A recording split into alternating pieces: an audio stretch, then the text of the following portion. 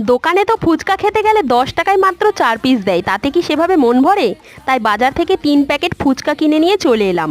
প্রতি প্যাকেট 10 টাকা এবং 13 পিস করে রয়েছে। সবার আগে টক জল তৈরি করে নিলাম। একটি বাটিতে জল দিয়ে তাতে পরিমাণ মতো লবণ, তেঁতুল ও গন্ধরাজ লেবু সহযোগে টক জল তৈরি হয়ে গেল। এরপর প্রেসার কুকারে সিদ্ধ করতে দেওয়া মটর, ছোলা, আলু নিয়ে তাতে নুন, কাঁচা লঙ্কা, ধনেপাতা, মশলা দিয়ে ভালো করে আলু মাখানো হলো। তারপর একটা থালাতে ফুচকাগুলো সাজিয়ে নিলাম।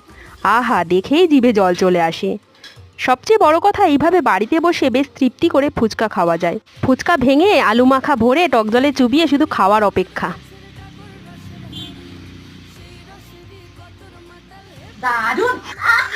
খাওয়া আগে দারুণ। ফুচকা দোকানে লাইন দেওয়ার বিরক্তি কাটিয়ে ঘরে বসে বেশ জমজমাট কাটালাম আজকের ফুচকা পর্ব। Tata, bye bye.